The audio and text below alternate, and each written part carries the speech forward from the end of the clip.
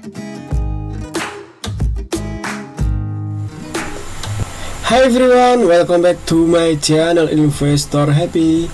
Halo semua, video kali ini kita akan bahas tentang fundamentalnya, atau kita membaca laporan keuangan dari perusahaan ya,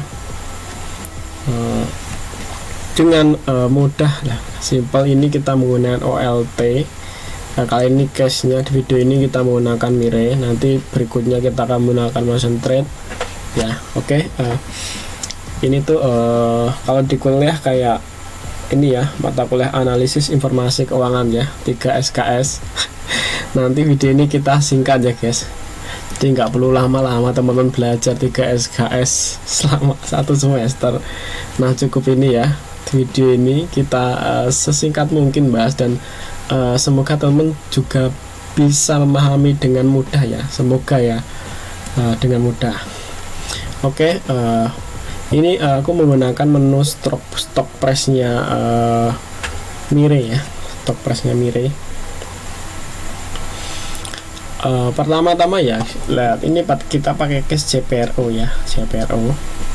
Dan sekarang harganya naik ya, di 100-an atau ditutup di 104 ya.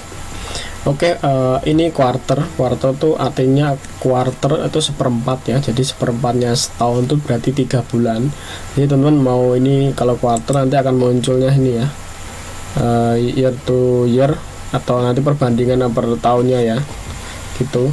Cuma kalau year ini langsung per tahun ini, jadi nanti ini quarter 1, quarter 2, quarter 3, nanti sini akan quarter 4 ya, kalau udah lewat Desember gitu. Jadi ini kan Desembernya belum habis. Oke, kita pakai ini aja, pakai ini year ini, tahunnya ini. Teman kalau mau lihat tahun lalu ya tinggal diganti. Terus ini udah data ini finale ya, maksudnya ya ini terakhir ditambahin, misalnya kayak IPS ini, IPS kalau ditambah total jadi ini, misalnya sini ada 1, ini IPS-nya akan berubah jadi 36 ya. Dan ini pernya ya kita ngambil dia nilainya dari ini ya. Ini maksudnya totalnya tuh bisa dilihat di sini gitu. Oke, kita lanjut ya. Kita belum tahu total sales itu apa. Nah, total sales itu ya istilahnya tuh revenue lah atau pendapatan. Jadi hasil dari jualannya lah. Kalau simpelnya gitu, teman-teman misalnya punya warung. Nah, dapat penjualannya itu dalam selama 3 bulan tuh misalnya segini gitu misalnya. Nah, itu total sales ya, atau total penjualan, baik itu penjualan barang ataupun jasa ya, yang diterima dalam suatu perusahaan tersebut, atau mungkin teman-teman punya toko ya, yang diterima dalam toko tersebut gitu. Nah ini kuartal 1, jadi Januari sampai ke 3 bulannya kan sampai Maret nih. Nah begitu berikutnya ya. Nah seterusnya ini kuartal 1, 2, 3, 4 gitu. Nah dilihat nih teman, ini kuartal 1 kan 1,8, dan 2 ini naik ya, dan 3 ini naik. Oh artinya ini turnaround ya, jadi perusahaan ini bagus nih, maksudnya total salesnya selalu naik nih. Oke, ini kelewat ya, dulu kelewat saya.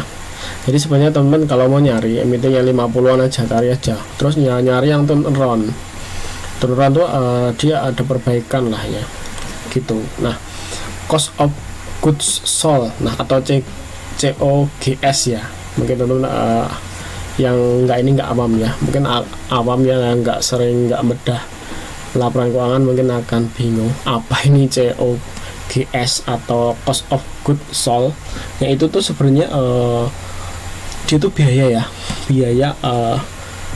untuk lah, biaya pembuat gimana ya, maksudnya tuh biaya yang dikeluarin misalnya mau bikin sepatu ya, itu biaya bikin sepatu sampai dia itu jualannya, misal bikin promo iklan, itu kan masuknya ke situ ya, COGS lah simpelnya, atau cost of goods sold lah. Setelah ya biaya inilah produksi sampai jualan tersebut barangnya itu. Ini lihat nih, ini biaya gede ya, dan ini masih gede, dan lanjut gede. Nah ini nggak masalah ya teman-teman ya, ini mau di minus tuh nggak masalah. Emang ini biaya ini ya, biaya produksi tersebut yang selamanya ini nggak lebih gede dari ini, jadi masih oke. ini yang nggak kurang oke nih. Ini udah mendekati, kayak ini kan oke ya 6, biaya 4, nah jadi masih oke ya. Nah jadi masih oke ya. Terus gross profit itu apa? Nah gross profit itu laba kotor ya guys ya, istilahnya laba kotor dari usaha teman-teman. Nah ini kok nilainya dari mana? Mungkin teman-teman bingung ya. Nah laba profit itu nilainya dari sini ya, ini dikurangin ini, nanti ketemu ini. Nah jadi ini walaupun ini minus tapi masih menghasilkan gross profitnya ini teman-teman ya, laba kotornya nih. Dan ini sangat oke sekali ya, ini ya kuartal 3 tuh naik. Nah ntar kuartal 4 nggak tahu nih apakah lebih naik lagi atau enggak. Kalau naik mungkin harganya akan naik lagi ya. Ini udah kuartal 3. Sebenarnya kalau dari sini udah kelihatan ya turnaroundnya ya, udah mulai kenaikan. Nah ini ya. Terus operating expense. Nah apa itu operating expense? Nah, itu tuh biaya yang dikeluarin dalam suatu perusahaan itu untuk operasi untuk sehari-hari. Nah misalnya kayak sewa tempat ya, sewa tempat, peralatan, pemasaran gitu ya, ataupun yang lain ya, gitulah biaya. Nah jadi ini minus ya. Jadi ini bukan minus rugi, tapi emang dia harus, karena ini untuk mengurangi nilai ini. Nah ini untuk mengurangi ini, kita akan ketemu nilainya ini. Dan EBIT, nah apa itu EBIT ya? EBIT ini bukan penyanyi ya, temen ya. EBIT itu singkatan, sebenarnya itu bahasa Inggris ya, earning before interest and tax. Nah artinya itu laba sebelum pajak. Nah jadi ini kan gross profit nih. Jadi setelah dikurangin biaya tambahnya kayak sewa, terus apalah ya lain-lainnya lah gitulah, misalnya kayak bayar listrik kata gitu, nanti akan ketemunya ini. Jadi ini tapi ini kan belum kena pajak, jadi masih belum bersih ya. Nah setelah itu net income tuh laba setelah pajak. Jadi setelah dipajakin kita setor ke pemerintah ya teman-teman. Kalau punya usaha wajib setor ke pemerintah ya, pajaknya jangan dikemplang. Oke, jadi setelah pajak ini akan ketemu, ternyata ini minus ternyata guys setelah dikurangi pajak. Dan ini kuartal 2 untung, kuartal 3 lebih gila untungnya, lebih banyak lagi. Nah kayak gitu. Terus EPS itu apa? Nah EPS itu earning per share, artinya tuh ya perusahaan tersebut mendistribusikan keuntungan. Nah keuntungan ini kan kita nggak tahu ya, income-nya tuh yang dibersihkan tuh berapa, maksudnya yang dibagikan tuh dividennya berapa persen. Nah itu nanti akan dibagi ke jumlah sahamnya gitu nanti. Jadi ini, nah misalnya ini pernya ini, jadi itu satu saham tuh melekatnya ini loh, nilainya itu dapat ini loh nilainya, atau ini dividennya yang didapat gitu loh, gitu guys. Terus total aset itu apa? Nah total aset tuh ya total yang aset dalam suatu perusahaan tersebut. Misalnya teman-teman di situ ada toko ya, jadi nilai tokonya berapa, terus misalnya ada mesin apa, terus masih ada barang-barang berapa. Nah itu total aset. Nah terus total liability. Nah total liability itu utang ya guys. Jadi total liability itu utangnya teman-teman. Jadi bukan utang teman, maksudnya utang perusahaan. Sorry guys, utang perusahaan tersebut. Nah entah itu bentuknya misalnya jasa atau bentuknya uang, pokoknya dia harus dibayarin nih dibayarin. Misalnya nilai asetnya toko teman-teman tuh 7 miliar, dan teman-teman punya hutang nih, itu tuh punya hutang di bank BBRI misalnya 3 miliar. Nah gitu misalnya. Jadi kayak gitu guys. Total liability itu utang lah ya, utang. Terus total equity itu apa? Total equity itu jadi itu sebenarnya nilai yang dipunyai teman-teman tuh berapa gitu.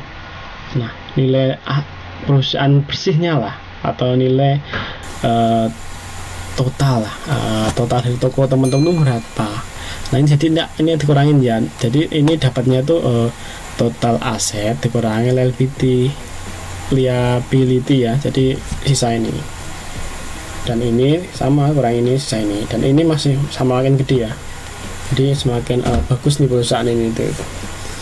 Nih kayak gitu guys. Jadi teman-teman nanti lihat ya, walaupun di sini dia punya utang gede, nah nanti jangan terpaku ya, jangan terpaku. Misalnya teman-teman lihat utangnya 2T, jangan sampai petanya, jangan sampai utang gitu dilanjut lagi ya. Total asetnya berapa. Nah dia misalnya punya utang 2T dan total aset 10T, iya, equity-nya masih tinggi dong, masih 8T. Jadi nggak masalah. Jadi lihat, jangan terpaku. Perusahaan ini punya utang loh 2T. Pertanyaan dilanjutin ya. Dan total asetnya dia berapa gitu. Jadi nggak stuck, nggak berhenti di utang, tapi kita perlu cek asetnya juga gitu teman-teman ya. Nah ini kayak orang salah menilai itu. Lihat dari covernya tuh, padahal nggak seperti itu gitu. Nah guys, jadi perlu teliti juga ya nanti kalau melihat membaca laporan keuangan ya guys ya. Jangan sampai teman-teman lihat yang dilihat utangnya dan tapi nggak dilihat asetnya. Nah kayak gitu.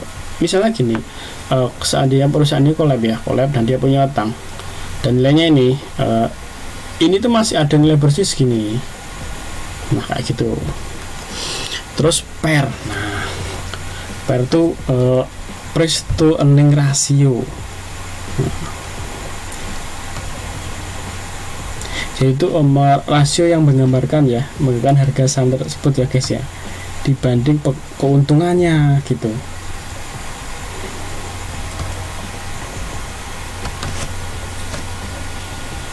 Itu jadi menggambarkan rasio harga saham dengan keuntungannya. Jadi ini rumusnya gini loh, rumusnya itu harga saham terus dibagi IPS ya, dibagi IPS nanti akan ketemu ini harga saham. Pas kemarin ya, ini kan udah lewat ya, kemarin nggak tahu harga sahamnya berapa, pokoknya ya harga saham ini dibagi IPS nanti akan tambah sini. Kita nggak jarang ini sih, jarang merhatiin ini. Yang penting teman-teman tahu ya ini ya. Terus PBV, PBV itu price to book value atau nilai buku lah ya.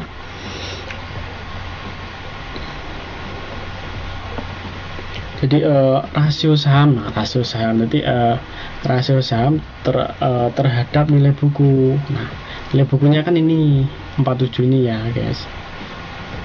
Nih jadi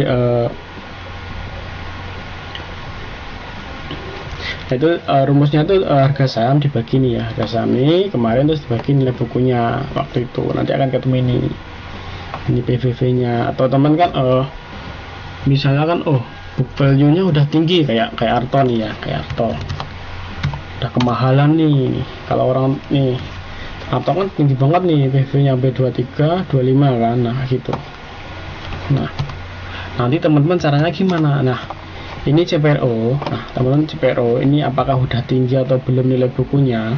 Ini kan cuma satu, ini masih ideal lah ya. Atau biasanya orang teman-teman tuh sukanya nyari di bawah satu. Ada tuh orang yang value investing, teman-teman yang value investing suka nyari yang ininya di bawah satu. Nah cara ideal lainnya tuh teman-teman bandingkan dengan bisnisnya. CPRO ini dengan kompetitornya di bursa ini siapa, bandingkan idealnya di berapa. Kalau misalnya rata-rata ini di 4, misalnya book value-nya 4, nah kemungkinan ini harusnya mendekati juga dong gitu. Nah kalau mencari ini ya teman, serah teman kalau memperhatikan ini. Sebenarnya untuk value investing perlu ya ini untuk book value. Jadi biasanya tuh idealnya mah di bawah ya, di bawah 1. kan masih murah banget gitu loh. Nih terus DER itu debt to equity, nah atau ya rasio utang lah guys, rasio utang perusahaan tersebut. Nah ini kalau mau teman-teman nyari itu sebenarnya ada rumusnya tuh ini ya, liability ini terus dikurangin equity ya, nanti akan ketemu nilainya debt tersebut dikali 100 ya. Nah dibagi guys, dibagi.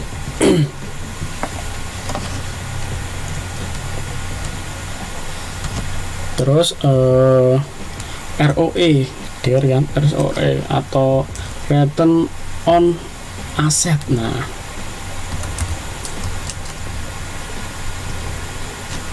ya ini tak ulangin DER ya. DER itu ini ya, ini dibagi ini, kalau dikali 100 ya nanti akan ada persentasenya. Terus kalau teman idealnya berapa sih mas kalau DER tuh? Sebenarnya idealnya di bawah 100 guys, idealnya yang paling bagus tuh di bawah 100 atau ini 1 ya, terserah teman mau presentasi 100 atau 1, pokoknya di bawah itu oke. Semakin kecil semakin oke guys ya. Terus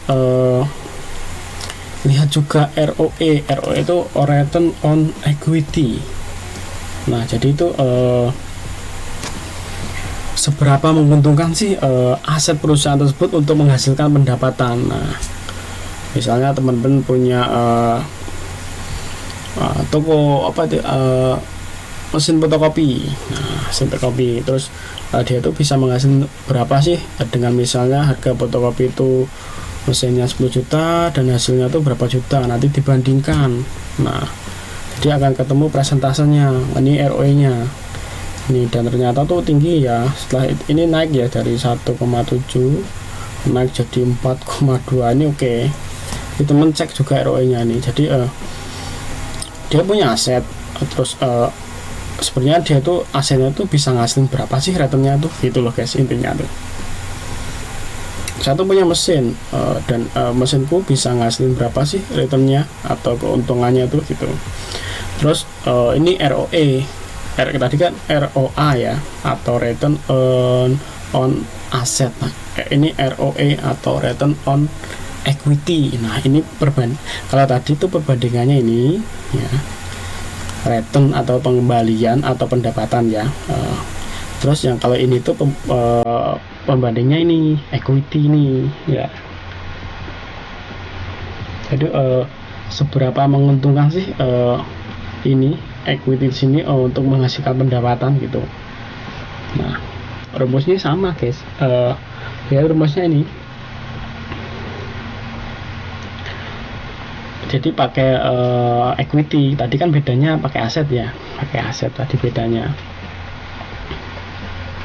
Jadi ini ya net income ini, terus net income ya, terus dibagi ini equity, terus dikali 100, maka ini dapat 100 kan, ini 2,8 dan ini 1, sama kan, nggak jauh beda kan, jadi ini 100 kayak gitu. Kalau ROA ini net income ini, terus dibagi ini aset ini, nah akhirnya separuhnya kan, hampir 4 kan, kayak gitu. Sangat bisa dipelajarin guys ya. Perlu diingat-ingat, ROA ini aset, ROE ini equity. Nah itu tuh seberapa menguntungkan atau seberapa menguntungkan aset tersebut menghasilkan pendapatan. Terus ROE itu seberapa menguntungkan equity tersebut mendapatkan return lah, atau pengembalian atau pendapatan. Nah sangat mudah ya, sebenarnya sangat simpel ya, walaupun masih ada banyak nih ya, tapi ini tak bikin sesimpel mungkin ya teman-teman bisa memahami lah. Ini kalau kayak gini enggak usah bingung ya, kayak gini kan kok merah mas. Nah ya merah tuh karena biaya lah, biaya produksi lah ibaratnya gitu lah ya.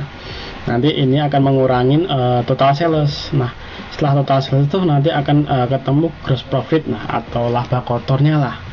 Jadi belum bersih ke temen, masih dipotong nanti ya lainnya. Terus operation expense, nah operating expense. Nah, ini sama, ini kok minus juga Mas, nggak apa-apa. Emang ini juga biaya lain-lainnya juga nanti untuk mengurangin gross profit ini kayak gini guys. Nih. Nah, yang perlu diperhatikan tuh net income. Nah, net income tuh harusnya hijau ya guys ya. Kalau minus berarti ya jelek. Nah, ini dan ini misalnya kuartal 1 dari 53 kuartal 3 ini naik segini, wah ini keren banget ini ya, naiknya udah berapa persen tuh, hampir 53 miliar naik ke 2T guys. Wow, hampir 400 kali ya, 400 lipat loh nih. Apalagi nggak tahu ini di kuartal 4 ini berapa. Nah, gitu. Ini perlu yang perhatikan ini sih, ini perlu ya net income ini. Terus kalau kamu teman nyari IPS juga ini perhatikan ya, atau dividen, nanti kan pengaruhnya dividen ini.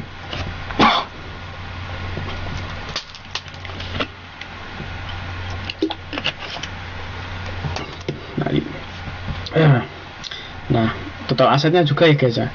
Idealnya tuh perusahaan tuh per ini tuh naik ya guys ya, idealnya ya, jadi per tahun lah. Nah di sini karena di sini nggak ada ya, tapi nanti kalau teman lihat di laporan keuangan itu akan ada ya, misalnya ini 2001 2020 nanti akan year to year-nya kelihatan. Nanti idealnya tuh dia ada kenaikan ya guys ya, cuma kalau stuck tuh nggak bagus ya, nggak bagus kalau bagus. Jadi ini juga equity-nya harusnya juga naik ya, kalau stuck nggak bagus juga. Tapi tergantung ya, misalnya kayak kondisi pas corona gini ya, jangan dibetelin. Misalnya kayak waktu sehat pada sehatnya gitu guys ya, tahun-tahun yang sehat, misalnya nanti tahun depan nggak ada apa-apa, terus tahun berikutnya juga nggak ada apa, nah itu bisa dibandingin gitulah guys. Nah, jadi ideal perusahaan saya tuh ya asetnya bertambah, equity-nya per tahun bertambah juga gitu. Simpelnya gitu aja sih, simpelnya. Oke, kurang lebih kayak gitu ya. Ini materi 1 semester 3 SKS kita singkat. Semoga teman-teman pahami ya. Walaupun kalau ada pertanyaan tanyain aja di kolom komentar. Kalau bisa saya jawab, kalau nggak bisa saya buka catatan kuliah saya dulu. Oke, sampai ketemu di video selanjutnya. Happy Juan and happy investor. Bye bye.